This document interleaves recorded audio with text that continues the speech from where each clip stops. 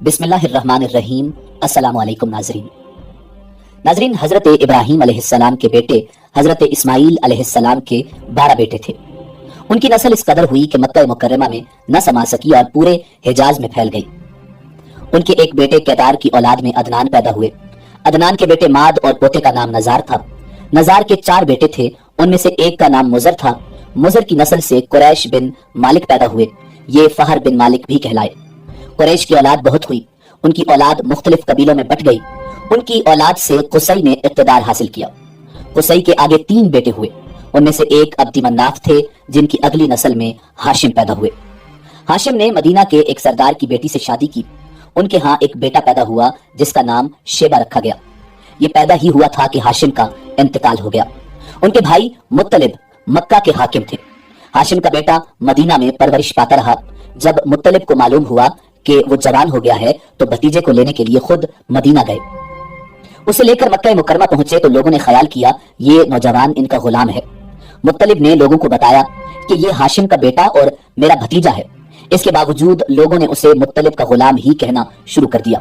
इस तरह शेबा को अब्दुल मुत्तलिब कहा जाने लगा। हजरत अब्दुल मुत्तलिब के यहाँ अबू तालिब, हमजा, अब्बास, अब्दुल्ला, अबू लहब, हारिस, जुबैर, जरार और अब्दुल रहमान पैदा हुए। उनके बेटे हजरत अब्दुल्ला से हमारे नबी हजरत मोहम्मद मुस्तफ़ा सल्लल्लाहु अलैहि वसल्लम पैदा हुए। हजरत अब्दुल मुत्तलिब के तमाम बेटों में हजरत अब्दुल्ला सबसे ज्यादा खूबसूरत और सबसे ज्यादा पाकदामन थे। हजरत अब्दुल मुत्तलिब को ख्वाब में जमजम का कुआं खोदने का हुक्म दिया गया, यानी हजरत इस्माईल अलैहिस्सलाम के कुएं को। उस कुएं को कबीला जरहम के सरदार मुजाज ने बंद कर दिया था। कबीला जरहम के लोग उस जमाने में मक्का के सरदार और बैतुल्ला के निगरान थे। उन्होंने बैतुल्ला की बेहुरमती शुरू कर दी। उनका सरदार मुजाज बिन अमर था। वो अच्छा आदमी था। उसने अपने कबीले को समझाया कि बैतुल्ला की बेहुरमती न करो, मगर उन पर असर न हुआ। जब मुजाज ने देखा कि उन पर कोई असर नहीं होता तो कौम को उनके हाल पर छोड़कर वहां से जाने का फैसला किया।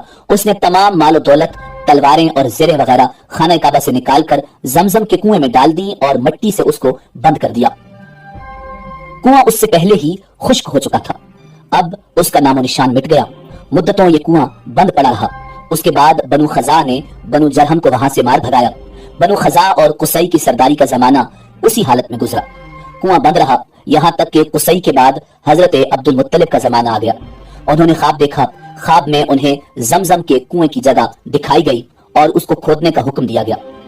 हजरत अली करमल्लाहु वजहुल करीम से रिवायत है कि हजरत अब्दुल मुत्तलिब ने बताया, मैं हजर अस्वद के मकाम पर सो रहा था कि मेरे पास एक आने वाला आया।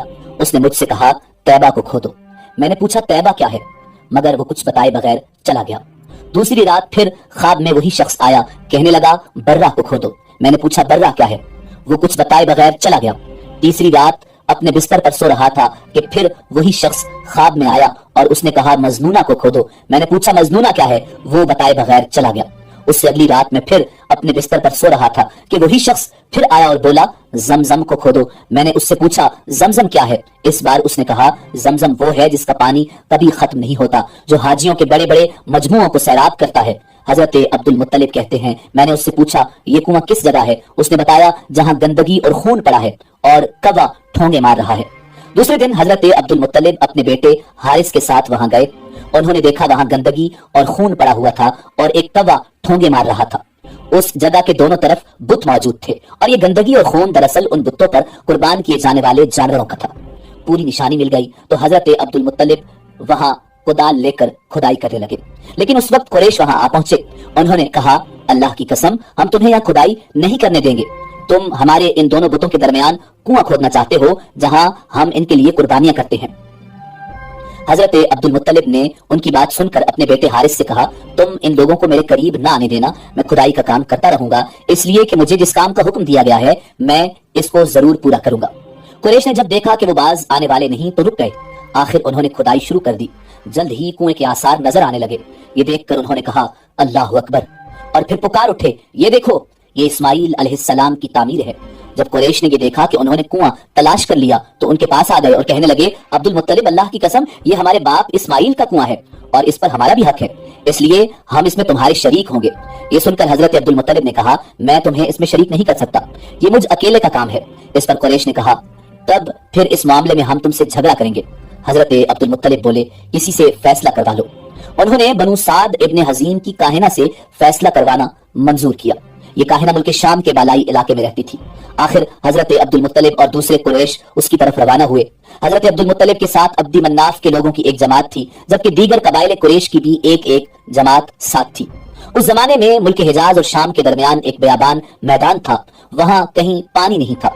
उस मैदान में उनका पानी खत्म हो गया। सब लोग प्यास से बेहाल हो गए, यहाँ तक कि उन्हें अपनी मौत का यकीन हो गया। उन्होंने कुरैश के दूसरे लोगों से पानी मांगा, लेकिन उन्होंने पानी देने से इनकार कर दिया। अब उन्होंने इधर उधर पानी तलाश करने का इरादा किया। हजरत अब्दुल मुत्तलिब उठकर अपनी सवारी के पास आए। जो ही उनकी सवारी उठी, उसके पांव के नीचे से पानी का चश्मा उबल पड़ा। उन्होंने पानी को देखकर अल्लाह अकबर का नारा लगाया। फिर हजरत अब्दुल मुत्तलिब सवारी से उतर आए। सबने खूब सैर होकर पानी पिया और अपने मशकीजे भर लिए। अब उन्होंने कुरैश की दूसरी जमात से कहा, आओ तुम भी सैर होकर पानी पी लो। अब वो भी आए और खूब पानी पिया। पानी पीने के बाद वो बोले, अल्लाह की कसम ऐ अब्दुल मुत्तलिब, ये तो तुम्हारे हक में फैसला हो गया। अब हम जमजम के बारे में तुमसे कभी झगड़ा नहीं करेंगे। जिस जात ने तुम्हें इस बयाबान में सैराब कर दिया, वही जात तुम्हें जमजम से भी सैराब करेगी, इसलिए यहीं से वापस चलो। इस तरह कुरैश ने जान लिया कि अल्लाह ताला हजरत अब्दुल मुत्तलिब पर मेहरबान है, लिहाजा इनसे झगड़ना बेसूद है और काहिना के पास जाने का कोई फायदा नहीं। चुनाचे सब लोग वापस लौटे। वापस आकर हजरत अब्दुल मुत्तलिब ने फिर कुएं की खुदाई शुरू कर दी। अभी थोड़ी सी खुदाई की होगी कि मालो दौलत, तलवारें और ज़रें निकल आईं। उनमें सोना और चांदी वगैरह भी था। ये मालो दौलत देखकर कुरैश के लोगों को लालच ने आ घेरा। उन्होंने हजरत अब्दुल मुत्तलिब से कहा, ए अब्दुल मुत्तलिब, इसमें हमारा भी हिस्सा है। उनकी बात सुनकर हजरत अब्दुल मुत्तलिब ने कहा, नहीं, इसमें तुम्हारा कोई हिस्सा नहीं, तुम्हें इंसाफ का तरीका इख्तियार करना चाहिए। आओ 500 के तीरों से कुरा डालें। उन्होंने ऐसा करना मंजूर कर लिया। 2 तीर काबे के नाम से रखे गए, 2 हजरत अब्दुल मुत्तलिब के और 2 कुरैश के, बाकी लोगों के नाम के। पासा फेंका गया तो मालो दौलत काबा के नाम निकला। तलवारें और ज़रें हजरत अब्दुल मुत्तलिब के नाम और कुरैशियों के नाम जो तीर थे वो किसी चीज पर न निकले। इस तरह फैसला हो गया। हजरत अब्दुल मुत्तलिब ने काबे के दरवाजे को सोने से सजा दिया। जमजम की खुदाई से पहले हजरत अब्दुल मुत्तलिब ने दुआ मांगी थी कि ऐ अल्लाह, इसकी खुदाई को मुझ पर आसान कर दे। मैं अपना एक बेटा तेरे रास्ते में ज़िबा करूंगा।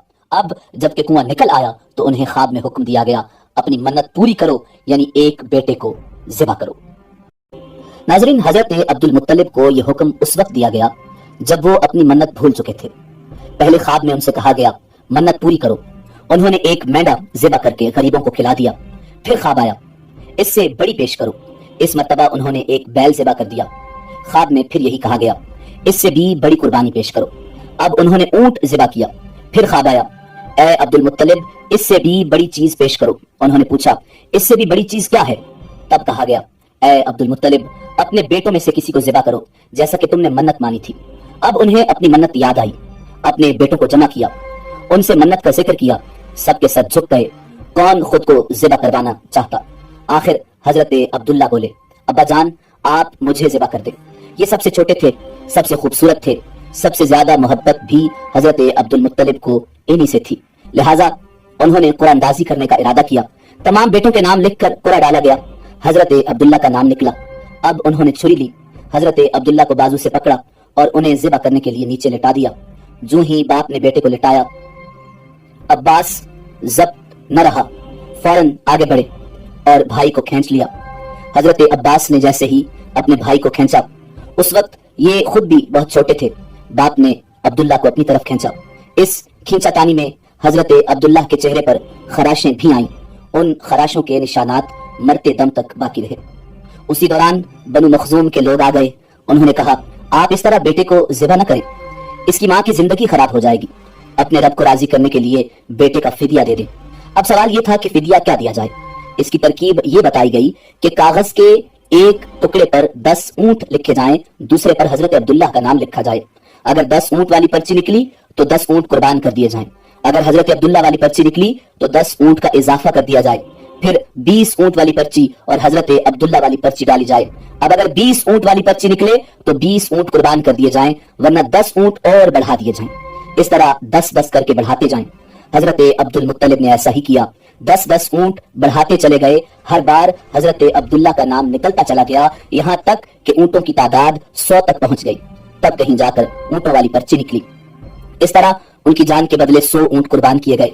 حضرت عبد المطلب کو اب پورا اطمینان ہو گیا کہ اللہ تعالیٰ نے حضرت عبداللہ کے بدلے 100 اونٹوں کی قربانی قبول کر لی ہے۔ انہوں نے کعبے کے پاس 100 اونٹ قربان کیے اور کسی کو کھانے سے نہ روکا۔ سب انسانوں، جانوروں اور پرندوں نے ان اونٹوں کو کھایا۔ حضرت عبد المطلب پہلے آدمی ہیں جنہوں نے آدمی کی جان کی قیمت 100 اونٹ دینے کا طریقہ شروع کیا۔ اس سے پہلے 10 اونٹ دیے جاتے تھے۔ اس کے بعد یہ طریقہ سارے عرب میں جاری ہو گیا۔ گویا قانون بن گیا کہ آدمی کا فدیہ 100 اونٹ ہے۔ نبی کریم صلی اللہ علیہ وآلہ وسلم کے سامنے یہ ذکر آیا تو آپ نے اس فدیہ کی تصدیق فرمائی، یعنی فرمایا کہ یہ درست ہے، اور اسی بنیاد پر نبی کریم صلی اللہ علیہ وآلہ وسلم فرماتے ہیں کہ میں 2 ذبیحوں یعنی حضرت اسماعیل علیہ السلام اور حضرت عبداللہ کی اولاد ہوں۔ حضرت عبداللہ رضی اللہ تعالی عنہ قریش میں سب سے زیادہ حسین تھے۔ ان کا چہرہ روشن ستارے کی مانند تھا۔ قریش کی بہت سی لڑکیاں ان سے شادی کرنا چاہتی تھیں، مگر حضرت عبداللہ رضی اللہ تعالی عنہ کی شادی حضرت بی بی آمنہ رضی اللہ تعالی عنہ سے ہوئی۔ حضرت آمنہ بنت وہب بن عبد مناف بن زہرہ۔ شادی کے وقت حضرت عبداللہ کی عمر 18 سال تھی۔ یہ شادی کے لیے اپنے والد کے ساتھ جا رہے تھے۔ راستے میں ایک عورت کعبے کے پاس بیٹھی نظر آئی۔ یہ عورت ورقہ ابن نوفل کی بہن تھی۔ ورقہ ابن نوفل قریش کے ایک بہت بڑے عالم تھے۔ ورقہ ابن نوفل سے ان کی بہن نے سن رکھا تھا کہ وقت کے آخری نبی کا ظہور ہونے والا ہے، اور ان کی نشانیوں میں سے ایک نشانی یہ ہوگی کہ ان کے والد کے چہرے میں نبوت کا نور چمکتا ہوگا۔ جو ہی اس نے حضرت عبداللہ کو دیکھا، فوراً اس کے ذہن میں یہ بات آئی۔ اس نے سوچا ہو نہ ہو یہ وہی شخص ہے جو پیدا ہونے والے آخری نبی کے والد ہوں گے۔ اس نے کہا اگر تم مجھ سے شادی کر لو تو میں بدلے میں تمہیں اتنے ہی اونٹ دوں گی جتنی تمہاری جان کے بدلے ذبح کیے گئے تھے۔ اس پر انہوں نے جواب دیا میں اپنے باپ کے ساتھ ہوں، ان کی مرضی کے خلاف کچھ نہیں کر سکتا، نہ ان سے الگ ہو سکتا ہوں، اور میرے والد باعزت آدمی ہیں، اپنی قوم کے سردار ہیں۔ بہرحال ان کی شادی حضرت آمنہ رضی اللہ تعالی عنہا سے ہوئی۔ آپ قریش کی عورتوں میں نسب اور مقام کے اعتبار سے افضل تھیں۔ حضرت آمنہ رضی اللہ تعالی عنہا حضرت عبداللہ رضی اللہ تعالی عنہ کے گھر آ گئیں۔ آپ فرماتی ہیں جب میں ماں بننے والی ہوئی تو میرے پاس ایک شخص آیا، یعنی ایک فرشتہ شکل انسانی میں آیا۔ اس وقت میں جاگنے اور سونے کی درمیانی کیفیت میں تھی۔ عام طور پر اس حالت کو غنودگی کہا جا سکتا ہے۔ اس نے مجھ سے کہا کیا تمہیں معلوم ہے تم اس امت کی سردار اور نبی کی ماں بننے والی ہو؟ اس کے بعد وہ پھر اس وقت آیا جب نبی کریم صلی اللہ علیہ وآلہ وسلم پیدا ہونے والے تھے۔ اس مرتبہ اس نے کہا جب تمہارے ہاں پیدائش ہو تو کہنا میں اس بچے کے لیے اللہ کی پناہ چاہتی ہوں ہر حسد کرنے والے کے شر اور برائی سے۔ پھر تم اس بچے کا نام محمد صلی اللہ علیہ وآلہ وسلم رکھنا، کیونکہ ان کا نام تورات میں احمد ہے اور زمین اور آسمان والے ان کی تعریف کرتے ہیں، جبکہ قرآن میں ان کا نام محمد ہے اور قرآن ان کی کتاب ہے۔ ایک روایت کے مطابق فرشتے نے ان سے یہ کہا تم وقت کے سردار کی ماں بننے والی ہو۔ اس بچے کی نشانی یہ ہوگی کہ اس کے ساتھ ایک نور ظاہر ہوگا جس سے ملک شام اور بصرہ کے محلات بھر جائیں گے۔ جب وہ بچہ پیدا ہو جائے گا تو اس کا نام محمد صلی اللہ علیہ وآلہ وسلم رکھنا، کیونکہ تورات میں ان کا نام احمد ہے اور آسمان اور زمین والے ان کی تعریف کرتے ہیں، اور انجیل میں ان کا نام احمد ہے کہ آسمان اور زمین والے ان کی تعریف کرتے ہیں، اور قرآن میں ان کا نام محمد ہے۔ حضرت عبداللہ رضی اللہ تعالی عنہ کے چہرے میں نور چمکتا تھا۔ شادی کے بعد وہ حضرت آمنہ رضی اللہ تعالی عنہ کے چہرے میں آ گیا۔ حاکم نے یہ روایت بیان کی ہے کہ صحابہ کرام رضوان اللہ تعالی علیہم اجمعین نے حضور نبی کریم صلی اللہ علیہ وآلہ وسلم سے عرض کیا اے اللہ کے رسول ہمیں اپنے بارے میں کچھ بتائیے۔ آپ صلی اللہ علیہ وآلہ وسلم نے ارشاد فرمایا میں اپنے باپ ابراہیم کی دعا ہوں، اپنے بھائی عیسیٰ کی بشارت ہوں اور خوشخبری ہوں۔ جب میں اپنی والدہ کی شکم میں آیا تو انہوں نے دیکھا گویا ان سے ایک نور ظاہر ہوا جس سے ملک شام میں بصرہ کے محلات روشن ہو گئے۔ حضرت آمنہ رضی اللہ تعالی عنہ نے حضرت حلیمہ سعدیہ رضی اللہ تعالی عنہ سے فرمایا تھا میرے اس بچے کی شان نرالی ہے، یہ میرے پیٹ میں تھے تو مجھے کوئی بوجھ اور تھکن محسوس نہیں ہوئی۔ حضرت عیسیٰ علیہ السلام وہ آخری پیغمبر ہیں جنہوں نے آپ صلی اللہ علیہ وآلہ وسلم کی آمد کی خوشخبری سنائی۔ اس بشارت کا ذکر قرآن مجید فرقان حمید میں موجود ہے، اور یوں ارشاد فرمایا گیا اور اسی طرح وہ وقت بھی قابل ذکر ہے جبکہ عیسیٰ ابن مریم نے فرمایا کہ اے بنی اسرائیل میں تمہارے پاس اللہ کا بھیجا ہوا آیا ہوں، اور مجھ سے پہلے جو تورات آ چکی ہے میں اس کی تصدیق کرنے والا ہوں، اور میرے بعد جو ایک رسول آنے والا ہے ان کا نام مبارک احمد ہوگا، میں ان کی بشارت دینے والا ہوں۔ اب چونکہ حضرت عیسیٰ علیہ السلام یہ بشارت سنا چکے تھے اس لیے ہر دور کے لوگ آپ صلی اللہ علیہ وآلہ وسلم کا بے چینی سے انتظار کر رہے تھے۔ ادھر آپ کی پیدائش سے پہلے ہی حضرت عبداللہ رضی اللہ تعالی عنہ کا انتقال ہو گیا۔ سابقہ کتب میں آپ کی نبوت کی ایک علامت یہ بھی بتائی گئی ہے کہ آپ کے والد کا انتقال آپ کے ولادت سے پہلے ہو جائے گا۔ حضرت عبداللہ رضی اللہ تعالی عنہ ایک تجارتی قافلے کے ساتھ تجارت کے لیے گئے تھے. اس دوران بیمار ہو گئے اور کمزور ہو کر واپس لوٹے. قافلہ مدینہ منورہ سے گزرا تو حضرت عبداللہ اپنی ننیال یعنی بنو نجار کے ہاں ٹھہرے. ان کی والدہ بنو نجار سے تھی. 1 ماہ تک بیمار رہے اور پھر وصال فرما گئے. انہیں وہاں ہی دفن کر دیا گیا. تجارتی قافلہ جب حضرت عبداللہ رضی اللہ تعالی عنہ کے بغیر مکہ مکرمہ پہنچا اور ان کے والد ماجد حضرت عبد المطلب کو پتا چلا کہ ان کے بیٹے عبداللہ بیمار ہو گئے ہیں اور مدینہ میں اپنے ننہال میں ہیں، تو انہیں لانے کے لیے حضرت عبد المطلب نے اپنے بیٹے زبیر کو بھیجا. جب یہ وہاں پہنچے تو حضرت عبداللہ انتقال فرما چکے تھے. مطلب یہ کہ آپ صلی اللہ علیہ وآلہ وسلم اس دنیا میں اپنے والد کی وفات کے چند ماہ بعد تشریف لائے. حضرت ابن عباس رضی اللہ تعالی عنہ کہتے ہیں کہ حضور نبی کریم صلی اللہ علیہ وآلہ وسلم اس دنیا میں تشریف لائے تو آپ کی ناف کٹی ہوئی تھی. ناف کو بچہ پیدا ہونے کے بعد کاٹا جاتا ہے. آپ ختنہ شدہ پیدا ہوئے. حضرت عبد المطلب رضی اللہ تعالی عنہ یہ دیکھ کر بے حد حیران بھی ہوئے اور خوش بھی ہوئے اور کہا کرتے تھے کہ میرا بیٹا نرالی شان کا ہوگا. آپ کی پیدائش سے پہلے مکہ کے لوگ خشک سالی اور قحط کا شکار تھے، لیکن جو ہی آپ دنیا میں تشریف لائے بارشیں شروع ہو گئیں، خشک سالی ختم ہو گئی، درخت ہرے بھرے ہو گئے اور پھلوں سے لد گئے، زمین پر سبزہ ہی سبزہ نظر آنے لگا. پیدائش کے وقت آپ اپنے ہاتھوں پر جھکے ہوئے تھے، سر آسمان کی طرف تھا. ایک روایت کے الفاظ یہ ہیں کہ گھٹنوں کے بل جھکے ہوئے تھے، مطلب یہ کہ سجدے کسی حالت میں تھے. آپ کی مٹھی بند تھی اور شہادت کی انگلی اٹھی ہوئی تھی جیسا کہ ہم نماز میں اٹھاتے ہیں. حضور نبی کریم رؤوف الرحیم صلی اللہ علیہ وآلہ وسلم فرماتے ہیں جب میری والدہ نے مجھے جنم دیا تو ان سے ایک نور نکلا، اس نور سے شام کے محلات جگمگا اٹھے. آپ صلی اللہ علیہ وآلہ وسلم کی والدہ سیدہ آمنہ رضی اللہ تعالی عنہ فرماتی ہیں محمد صلی اللہ علیہ وآلہ وسلم کی پیدائش کے وقت ظاہر ہونے والے نور کی روشنی سے مجھے بصرہ میں چلنے والے اونٹوں کی گردنیں تک نظر آئیں. علامہ سہلی رحمۃ اللہ علیہ نے لکھا ہے کہ جب آپ پیدا ہوئے تو آپ نے اللہ کی تعریف کی. ایک روایت میں یہ الفاظ آئے ہیں اللہ اکبر کبیرہ والحمد للہ کثیرہ وسبحان اللہ بکرۃ واصیلا. اللہ تعالیٰ سب سے بڑا ہے، اللہ تعالیٰ کی بے حد تعریف ہے اور میں صبح و شام اللہ کی پاکی بیان کرتا ہوں. آپ کی ولادت کس دن ہوئی اس بات پر سب کا اتفاق ہے کہ وہ پیر کا دن تھا. آپ صبح فجر طلوع ہونے کے وقت دنیا میں تشریف لائے. تاریخ پیدائش کے سلسلے میں بہت سے اقوال ہیں. ایک روایت کے مطابق 12 ربیع الاول کو پیدا ہوئے، ایک روایت 8 ربیع الاول کی ہے، ایک روایت 2 ربیع الاول کی ہے. اس سلسلے میں اور بھی بہت سی روایات ہیں. زیادہ تر مورخین کا خیال ہے کہ آپ 8 ربیع الاول کو پیدا ہوئے. تقویم کے طریقے کے حساب سے جب تاریخ نکالی گئی تو 9 ربیع الاول نکلی.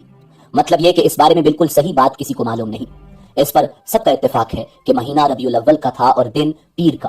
یہ بھی کہا جاتا ہے کہ آپ کو پیر کے دن ہی نبوت ملی، پیر کے دن ہی آپ نے مدینہ منورہ کی طرف ہجرت فرمائی اور پیر کے دن ہی آپ وصال فرما گئے. آپ صلی اللہ علیہ وآلہ وسلم عام الفیل میں پیدا ہوئے یعنی ہاتھیوں والے سال. اس سال کو عام الفیل یعنی ہاتھیوں والا سال اس لیے کہا جاتا ہے کہ ابراہ نے ہاتھیوں کے ذریعے مکہ مکرمہ پر چڑھائی کی تھی. آپ صلی اللہ علیہ وآلہ وسلم کی پیدائش اس واقعہ کے کچھ ہی دن بعد ہوئی تھی. واقعہ کچھ اس طرح ہے کہ ابراہ یمن کا عیسائی حاکم تھا. حج کے دنوں میں اس نے دیکھا کہ لوگ بیت اللہ کا حج کرنے جاتے ہیں. اس نے اپنے لوگوں سے پوچھا کہ یہ لوگ کہاں جاتے ہیں. اسے جواب دیا گیا کہ بیت اللہ کا حج کرنے مکہ جاتے ہیں. اس نے پوچھا بیت اللہ کس چیز کا بنا ہوا ہے. اسے بتایا گیا پتھروں کا ہے. اس نے پوچھا اس کا لباس کیا ہے. بتایا گیا ہمارے ہاتھ سے جو دھاری دار کپڑا جاتا ہے اس سے اس کی پوشاک تیار ہوتی ہے. ابراہ عیسائی تھا. ساری بات سن کر اس نے کہا مسیح کی قسم میں تم لوگوں کے لیے اس سے اچھا گھر تعمیر کروں گا.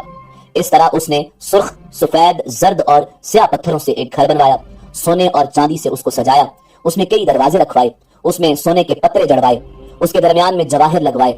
اس مکان میں ایک بڑا سا یاقوت لگوایا. پردے لگوائے. وہاں خوشبوئیں سلگانے کا انتظام کیا. اس کی دیواروں پر اس قدر مشک ملا جاتا تھا کہ وہ سیاہ رنگ کی ہو گئیں، یہاں تک کہ جواہر بھی نظر نہیں آتے تھے. پھر لوگوں سے کہا اب تمہیں بیت اللہ کا حج کرنے کے لیے مکہ جانے کی ضرورت نہیں رہی. میں نے یہی تمہارے لیے بیت اللہ بنوا دیا ہے، لہٰذا اب تم اس کا طواف کرو. اس طرح کچھ قبائل کئی سال تک اس کا حج کرتے رہے، اس میں اعتکاف کرتے رہے. حج والے مناسک بھی یہی ادا کرتے رہے. عرب کے ایک شخص نفیل خشمی سے یہ بات برداشت نہ ہو سکی. وہ اس مصنوعی خانہ کعبہ کے خلاف دل ہی دل میں کڑتا رہا. آخر اس نے دل میں ٹھان لی کہ وہ ابراہ کی اس عمارت کو گندا کر کے چھوڑے گا.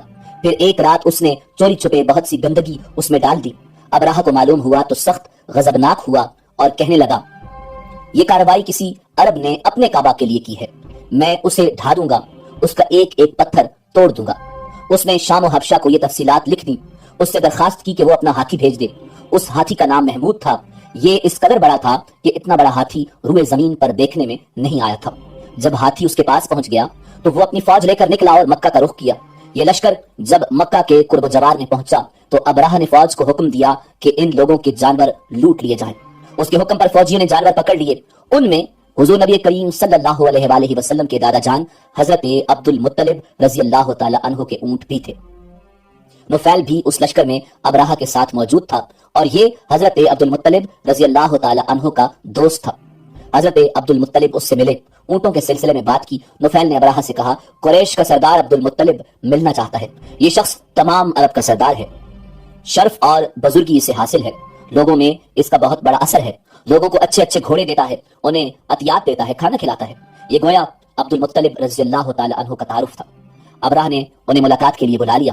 ابرہہ نے ان سے پوچھا، بتائیے آپ کیا چاہتے ہیں؟ انہوں نے جواب دیا، میں چاہتا ہوں میرے اونٹ مجھے واپس مل جائیں۔ ان کی بات سن کر ابرہہ بہت حیران ہوا۔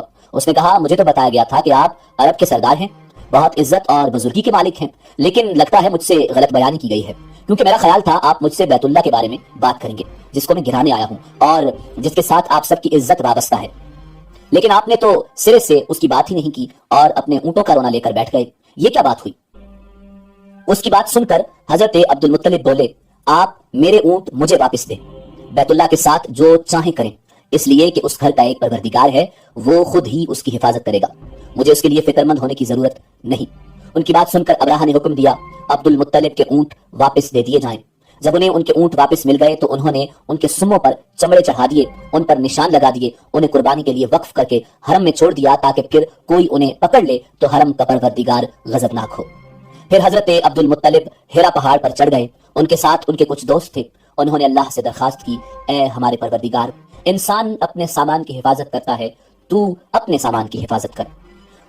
ادھر سے ابرہہ اپنا لشکر لے کر آگے بڑھا، وہ خود ہاتھی پر سوار لشکر کے درمیان موجود تھا۔ ایسے میں اس کے ہاتھی نے آگے بڑھنے سے انکار کر دیا، وہ زمین پر بیٹھ گیا۔ ہاتھی بانوں نے اسے اٹھانے کی کوشش کی لیکن وہ نہ اٹھا، انہوں نے اس کے سر پر ضربیں لگائیں، اسے آنکس چبھوئے مگر وہ کھڑا نہ ہوا۔ کچھ سوچ کر انہوں نے اس کا رخ یمن کی طرف کیا تو وہ فوراً اس طرف چلنے لگا، اس کا رخ پھر مکہ کی طرف کیا گیا تو پھر رک گیا۔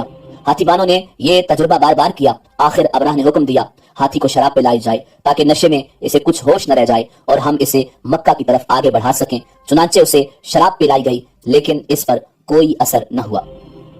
ابرہہ کے ہاتھی کو اٹھانے کی مسلسل کوشش جاری تھی کہ اچانک سمندر کی طرف سے ان کی طرف اللہ تعالیٰ نے ابابیلوں کو بھیج دیا، وہ ٹڈیوں کے جھنڈ کی طرح آئیں۔ دوسری طرف حضرت عبد المطلب مکہ میں داخل ہوئے، حرم میں پہنچے اور کعبہ کے دروازے کی زنجیر پکڑ کر ابرہہ اور اس کے لشکر کے خلاف فتح کی دعا مانگی۔ ان کی دعا کے الفاظ یہ تھے، اے ہمارے پروردگار، یہ بندہ اپنے قافلے اور اپنی جماعت کی حفاظت کر رہا ہے، تو اپنے گھر یعنی بیت اللہ کی حفاظت فرما، ابرہہ کا لشکر فتح نہ حاصل کر سکے، ان کی طاقت تیری طاقت کے آگے کچھ بھی نہیں، آج صلیب کامیاب نہ ہو۔ صلیب کا لفظ اس لیے بولا کہ ابرہہ عیسائی تھا اور صلیب کو عیسائی اپنے نشان کے طور پر ساتھ لے کر چلتے ہیں۔ اب انہوں نے اپنی قوم کو ساتھ لیا اور ہیرا پہاڑ پر چڑھ گئے، کیونکہ ان کا خیال تھا وہ ابرہہ کا مقابلہ نہیں کر سکیں گے۔ اور پھر اللہ تعالیٰ نے پرندوں کے جھنڈ بھیج دیے، یہ پرندے چڑیا سے قدرے بڑے تھے، ان میں سے ہر ایک پرندے کی چونچ میں پتھر کے 3 ٹکڑے تھے۔ یہ پتھر پرندوں نے ابرہہ کے لشکر پر گرانے شروع کیے، جو ہی یہ پتھر ان پر گرے ان کے ٹکڑے ٹکڑے ہو گئے، بالکل اسی طرح جیسے آج کسی جگہ اوپر سے بم گرایا جائے تو جسموں کے ٹکڑے اڑ جاتے ہیں۔ ابرہہ کا ہاتھی محمود البتہ ان کنکریوں سے محفوظ رہا، باقی سب ہاتھی تہس نہس ہو گئے۔ یہ ہاتھی 13 عدد تھے، سب کے سب کھائے ہوئے نحوست کی مانند ہو گئے، جیسا کہ سورہ الفیل میں آتا ہے۔ ابرہہ اور اس کے کچھ ساتھی تباہی کا یہ منظر دیکھ کر بری طرح بھاگے، لیکن پرندوں نے ان کو بھی نہ چھوڑا۔ ابرہہ کے بارے میں طبقات میں لکھا ہے کہ اس کے جسم کا ایک عضو الگ ہو کر گرتا چلا گیا، یعنی وہ بھاگ رہا تھا اور اس کے جسم کا ایک ایک حصہ الگ ہو کر گر رہا تھا۔ دوسری طرف حضرت عبد المطلب اس انتظار میں تھے کہ کب حملہ ہوتا ہے، لیکن حملہ آور جب مکہ میں داخل نہ ہوئے تو وہ حالات معلوم کرنے کے لیے نیچے اترے، مکہ سے باہر نکلے، تب انہوں نے دیکھا سارا لشکر تباہ ہو چکا ہے، خوب مال غنیمت ان کے ہاتھ لگا، بے شمار سامان ہاتھ آیا، مال میں سونا چاندی بھی بے تحاشا تھا۔ لشکر میں سے کچھ لوگ ایسے بھی تھے جو واپس نہیں بھاگے تھے، یہ مکہ میں رہ گئے تھے، ان میں ابرہہ کے ہاتھی کا معاوت بھی تھا جو محمود کو آگے لانے میں ناکام رہا تھا۔ ہمارے نبی حضرت محمد صلی اللہ علیہ وآلہ وسلم اس واقعہ کے چند دن بعد پیدا ہوئے۔ آپ جس مکان میں پیدا ہوئے وہ صفا پہاڑی کے قریب تھا۔ حضرت کعب احبار رضی اللہ تعالی عنہ روایت کرتے ہیں کہ میں نے تورات میں پڑھا تھا کہ رسول اللہ صلی اللہ علیہ وآلہ وسلم کی پیدائش مکہ میں ہوگی۔ یہ کعب پہلے یہودی تھے، اس لیے تورات پڑھا کرتے تھے۔ دنیا میں آتے ہی حضور نبی اکرم صلی اللہ علیہ وآلہ وسلم روئے۔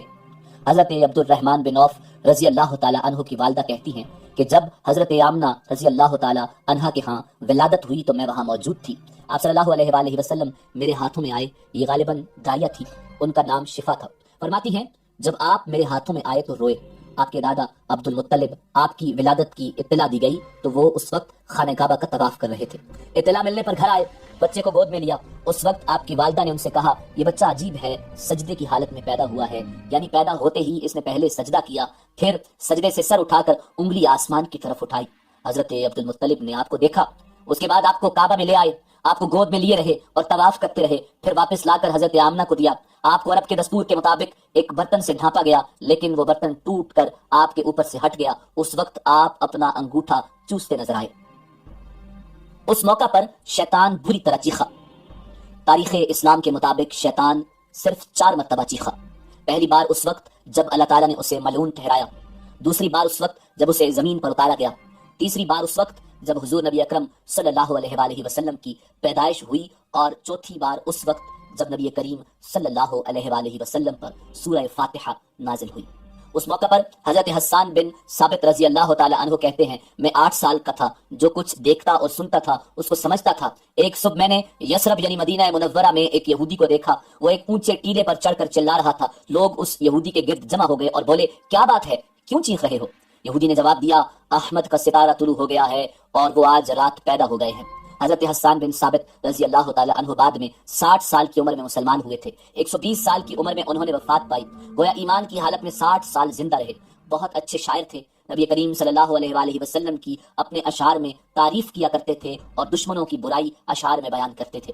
غزوات کے موقع پر اشعار کے ذریعے مسلمانوں کو جوش دلاتے تھے، اسی بنیاد پر انہیں شاعر رسول کا خطاب ملا تھا۔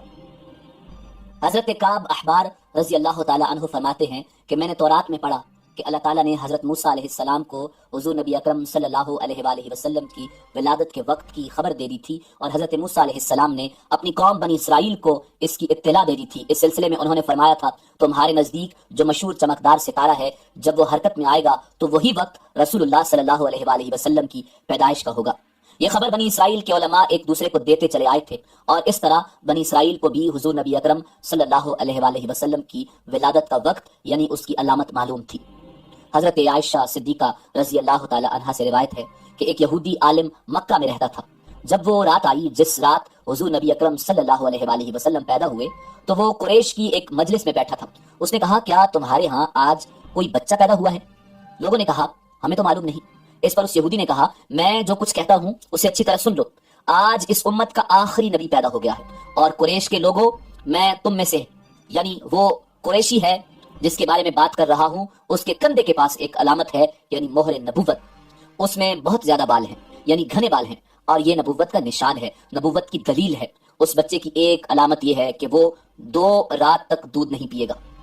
ان باتوں کا ذکر اس کی نبوت کی علامات کے طور پر پرانی کتب میں موجود ہے۔ علامہ ابن حجر نے لکھا ہے کہ یہ بات درست ہے، آپ نے 2 دن تک دودھ نہیں پیا تھا۔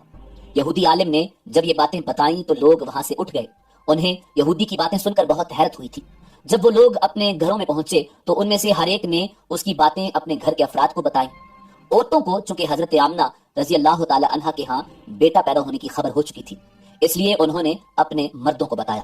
جب اس یہودی عالم کو پتہ چلا تو کہنے لگا ذرا چل کر مجھے وہ بچہ دکھاؤ۔ لوگ اسے اپنے ساتھ لیے حضرت آمنہ کے گھر کے باہر آئے، ان سے بچہ دکھانے کی درخواست کی۔ آپ نے بچے کو کپڑے سے نکال کر انہیں دے دیا۔ لوگوں نے آپ کے کندھے پر سے کپڑا ہٹایا۔ یہودی کی نظر جو ہی مہر نبوت پر پڑی وہ فوراً بے ہوش ہو کر گر پڑا۔ اسے ہوش آیا تو لوگوں نے اس سے پوچھا تمہیں کیا ہو گیا تھا؟ جواب میں اس نے کہا میں اس غم سے بے ہوش ہوا تھا کہ میری قوم میں سے نبوت ختم ہو گئی، اور اے قریشیو اللہ کی قسم یہ بچہ تم پر زبردست غلبہ حاصل کرے گا اور اس کی شہرت مشرق سے مغرب تک پھیل جائے گی۔ ملک شام کا ایک یہودی ایس مکہ سے کچھ فاصلے پر رہتا تھا۔ وہ جب بھی کسی کام سے مکہ آتا وہاں کے لوگوں سے ملتا تو ان سے کہتا بہت قریب کے زمانے میں تمہارے درمیان ایک بچہ پیدا ہوگا، سارا عرب اس کے راستے پر چلے گا، اس کے سامنے پست ہو جائے گا، وہ عجم اور اس کے شہروں کا بھی مالک ہو جائے گا۔ یہی اس کا زمانہ ہے، اور اس کی نبوت کے زمانے کو جو بھی پائے گا اور اس کی پیروی کرے گا وہ اپنے مقصد میں کامیاب ہو جائے گا۔ جس خیر اور بھلائی کی وہ امید کرتا ہے وہ اس کو حاصل ہوگی، اور جو شخص اس کی نبوت کا زمانہ پائے گا مگر اس کی مخالفت کرے گا وہ اپنے مقصد میں ناکام ہوگا۔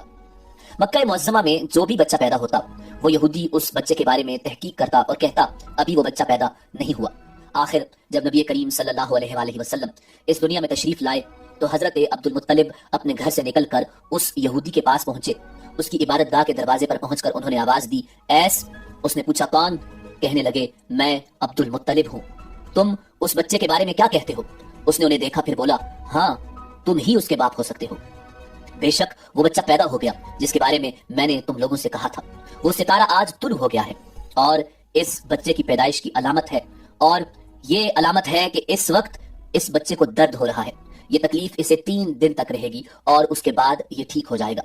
راہب نے جو یہ کہا تھا کہ بچہ 3 دن تک تکلیف میں رہے گا، تو اس کی تفصیل یہ ہے کہ آپ صلی اللہ علیہ وآلہ وسلم نے 3 دن تک دودھ نہیں پیا تھا، اور یہودی نے جو یہ کہا تھا کہ ہاں آپ ہی اس کے باپ ہو سکتے ہیں، تو اس سے مراد یہ ہے کہ عربوں میں دادا کو بھی باپ کہہ دیا جاتا ہے، اور نبی کریم صلی اللہ علیہ وآلہ وسلم نے ایک بار خود فرمایا تھا میں عبد المطلب کا بیٹا ہوں۔ یہودی نے حضرت عبد المطلب سے یہ بھی کہا تھا اس بارے میں اپنی زبان بند رکھیں، یعنی کسی کو کچھ نہ بتائیں ورنہ لوگ اس بچے سے زبردست حسد کریں گے، اتنا حسد کریں گے کہ آج تک کسی نے نہیں کیا، اور اس کی اس قدر سخت مخالفت ہوگی کہ دنیا میں کسی اور کی اتنی مخالفت نہیں ہوئی۔ پوتے کے متعلق یہ باتیں سن کر حضرت عبد المطلب نے ایس سے پوچھا، یہ بتاؤ کہ میرے پوتے کی عمر کتنی ہوگی؟ یہودی نے اس سوال کے جواب میں کہا، اس بچے کی عمر 70 سال تک نہیں ہوگی، بلکہ اس سے پہلے ہی 61 یا 63 سال کی عمر میں وصال ہو جائے گا، اور اس کی امت کی عمر بھی اتنی ہی ہوگی۔ اس کی پیدائش کے وقت دنیا کے بت ٹوٹ کر گر جائیں گے۔ یہ ساری علامات اس یہودی نے گزشتہ انبیاء کی پیشن گوئیوں سے معلوم کی تھی اور سب بالکل سچ ثابت ہوئیں۔ قریش کے کچھ لوگ عمر بن نفیل وغیرہ ایک بت کے پاس جایا کرتے تھے، یہ اس رات بھی اس بت کے پاس گئے جس رات آپ صلی اللہ علیہ وآلہ وسلم کی پیدائش ہوئی۔ انہوں نے دیکھا وہ بت اوندے منہ گرا پڑا ہے۔ ان لوگوں کو یہ بات بری لگی، انہوں نے اس کو اٹھایا، سیدھا کر دیا، مگر وہ پھر گر گیا، انہوں نے پھر اس کو سیدھا کیا، وہ پھر الٹا ہو گیا۔ ان لوگوں کو بہت حیرت ہوئی، یہ بات بہت عجیب لگی۔ تب اس بت سے آواز نکلی، یہ ایک ایسے بچے کی پیدائش کی خبر ہے جس کے نور سے مشرق اور مغرب میں تمام زمین کے گوشے منور ہو گئے ہیں۔ بت سے نکلنے والی آواز نے انہیں اور زیادہ حیرت زدہ کر دیا۔ اس کے علاوہ ایک واقعہ یہ پیش آیا کہ ایران کے شہنشاہ کسرا نوشیروان کا محل ہلنے لگا اور اس میں شگاف پڑ گئے۔ نوشیروان کا یہ محل نہایت مضبوط تھا، بڑے بڑے پتھروں اور چونے سے تعمیر کیا گیا تھا۔ اس واقعے سے پوری سلطنت میں دہشت پھیل گئی، شگاف پڑنے سے خوفناک آواز بھی نکلی تھی، محل کے 14 کنگرے ٹوٹ کر نیچے آ گئے تھے۔ آپ صلی اللہ علیہ وآلہ وسلم کی پیدائش پر ایک واقعہ یہ پیش آیا کہ فارس کے تمام آتش کدوں کی آگ بجھ گئی جس کی وہ پوجا کیا کرتے تھے اور اس کو بجھنے نہیں دیتے تھے، لیکن اس رات ایک ہی وقت میں تمام کے تمام آتش کدوں کی آگ آنن فانن بجھ گئی۔ آگ کے پوجنے والوں میں رونا پیٹنا مچ گیا۔ کسرا کو یہ تمام اطلاعات ملی تو اس نے ایک کاہن کو بلایا، اس نے اپنے محل میں شگاف پڑنے اور آتش کدوں کی آگ بجھنے کے واقعات اسے سنا کر پوچھا آخر ایسا کیوں ہو رہا ہے؟ وہ کاہن خود کو جواب نہ دے سکا، تاہم اس نے کہا ان سوالات کے جوابات میرا ماموں دے سکتا ہے، اس کا نام ستیح ہے۔ نوشیروان نے کہا ٹھیک ہے، تم جا کر ان سوالات کے جوابات لاؤ۔ وہ گیا، ستیح سے ملا، اسے یہ واقعات سنائے۔ اس نے سن کر کہا ایک عصا والے نبی ظاہر ہوں گے جو عرب اور شام پر چھا جائیں گے اور جو کچھ ہونے والا ہے ہو کر رہے گا۔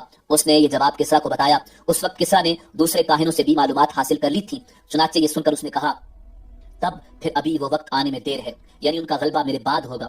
پیدائش کے 7ویں دن حضرت عبد المطلب رضی اللہ تعالی عنہ نے اپنے پوتے جناب رسول اللہ صلی اللہ علیہ وآلہ وسلم کا عقیقہ کیا اور نام محمد صلی اللہ علیہ وآلہ وسلم رکھا۔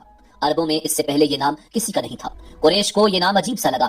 کچھ لوگوں نے حضرت عبد المطلب سے کہا اے عبد المطلب، کیا وجہ ہے کہ تم نے اس بچے کا نام اس کے باپ دادا کے نام پر نہیں رکھا بلکہ محمد رکھا ہے، اور یہ نام نہ تمہارے باپ دادا میں کسی کا ہے نہ تمہاری قوم میں کسی کا ہے؟ حضرت عبد المطلب رضی اللہ تعالی عنہ نے انہیں جواب دیا میری تمنا ہے کہ آسمانوں میں اللہ تعالیٰ اس بچے کی تعریف فرمائے اور زمین پر لوگ اس کی تعریف کریں۔ محمد کے معنی ہے جس کی بہت زیادہ تعریف کی جائے۔ اسی طرح والدہ کی طرف سے آپ کا نام احمد رکھا گیا۔ احمد نام بھی اس سے پہلے کسی کا نہیں رکھا گیا تھا، مطلب یہ کہ ان دونوں ناموں کی اللہ تعالیٰ نے حفاظت کی اور کوئی بھی یہ نام نہ رکھ سکا۔ احمد کا مطلب ہے سب سے زیادہ تعریف کرنے والا۔ آپ احمد پہلے ہیں اور محمد بعد میں، یعنی آپ کی تعریف دوسروں نے بعد میں کی، اس سے پہلے آپ کی یہ شان ہے کہ آپ اللہ تعالیٰ کی سب سے زیادہ حمد و ثنا کرنے والے ہیں۔ اپنی والدہ کے بعد آپ نے سب سے پہلے صوبیا کا دودھ پیا۔ صوبیہ نبی کریم صلی اللہ علیہ وآلہ وسلم کے چچا ابو لہب کی باندی تھی. ان کو ابو لہب نے آپ صلی اللہ علیہ وآلہ وسلم کی پیدائش کی خوشی میں آزاد کر دیا تھا. صوبیہ نے آپ کو چند دن تک دودھ پلایا. انہی دنوں صوبیہ کے ہاں اپنا بیٹا پیدا ہوا تھا. آپ کی والدہ نے آپ کو صرف 9 دن تک دودھ پلایا. ان کے بعد صوبیہ نے پلایا. پھر دودھ پلانے کی باری حضرت حلیمہ سعدیہ رضی اللہ تعالی عنہا کی آئی. ناظرین، اسی امید کے ساتھ اجازت دیجیے کہ آپ کو ہماری ویڈیو پسند آئی ہوگی. ملتے ہیں بہت جلد ایک نئی تاریخی، تحقیقی اور معلوماتی ویڈیو کے ساتھ. دیکھتے رہیے info@adil. اللہ رب العزت آپ کا حامی و ناصر ہو.